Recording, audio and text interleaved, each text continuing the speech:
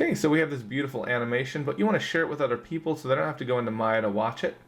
What do we do? Well, what I like to do is export to a game engine Unity, and Maya makes that very easy. So let's do that real quick before we export a frame sequence or a render. So let's get started with that. I'll pause this. First of all, we don't need 120 frames.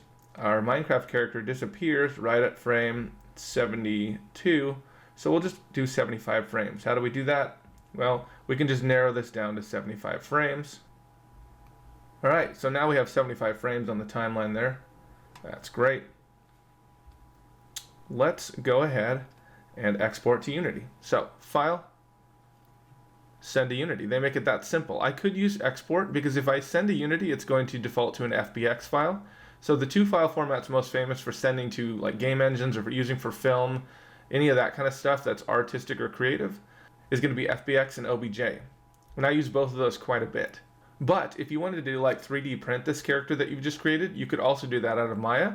You could export to the appropriate format. But I don't ever do 3D prints out of here. If you're interested in that, ask about it in the forums and we'll do a video on it. But for now, let's just export my selection. So I'll select my character, File, Send to Unity, Selection. It's going to ask for a directory. I'll say Assets, Select, and I'll name it Minecraft Steve. I'll probably use this in a game tutorial. Notice it defaults to FBX, that's okay. But before you just hit Export Selection, it's important to go through and make sure you've got everything included. Like in geometry, I typically do smoothing groups when I do subdivision surfaces, and when we do something that's not blocky, like Minecraft Steve, like a more rounded character, I'll definitely want to export these. And animation, definitely want to make sure that's on, of course. And then make sure to embed media, because we want to make sure that texture map goes with it. Okay, we can export selection, and we're not going to open up Unity right now, but just trust me, it's all ready to go in Unity. So, what can we do to send this to people who don't have Unity or are not a game engine? What if we just want to show our parents something we did that's cool? Well, we can do that, but let's spice the scene up a little bit. It is kind of lacking. It's just Minecraft Steve animated. Let's real quick use what we've learned to add some background to this. So one, we'll add a light. Let's go create lights. Lots of different lights we can add, and depending on what rendering engine we use, we may need to do Arnold lights, for instance. We're not going to do Arnold rendering on this Minecraft Steve. There's not really a point, but we will go ahead and use just the Maya renderer here. So we'll go lights, and let's just do a directional light. You can rotate this directional light to face certain directions. You can move it out of the way, it doesn't really matter. We probably want the light facing our character though. So let's rotate it towards him like that. Okay, and how I would know, I could take a little render here and see it's pretty much just facing him. You can move that around. I'll drastically move the direction and then hit render again. You can see it's much darker. Okay, so play around with that. Also, this is the render view. We'll be spending a lot more time in here. Not so much for Minecraft Steve, but definitely in the future.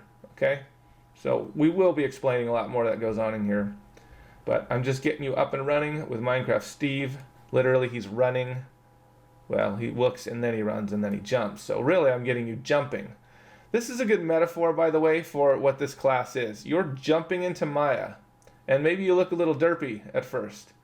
But it's okay. You're going. This is you right here. This is your knowledge and learning experience. You jumping into Maya. Okay, enough about that. These are called planes. We use these quite a bit. I'm going to scale this way out. I use this for ground or air textures. And I just make it huge, huge, huge. So it goes way off into the background. And we already know how to add textures, which is super cool. And I'm going to duplicate that. Control D for the sky. Put it up here. And zoom way out. Kick it back into the background. And I'll rotate it so it kind of meets right there. All right, and we could even move it way over here. That way we just have this nice little scene we've created. It's going to look kind of derpy, just like Minecraft Steve, but it's going to be awesome. Well, it'll look more epic than just Minecraft Steve diving into nothing. So let's add a texture to this. We already know how to do that. Right click, assign new material. For this one, we're just going to use a Fong.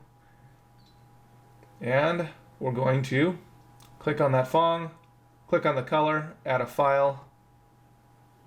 We'll grab image name, go up to images, and we'll go ahead and select ocean. Again, this will be available in this lesson under resources. We'll hit open, and we've got that cool texture there. Pretty awesome. Do the same thing up in the sky. We'll click on it, right click, assign new material.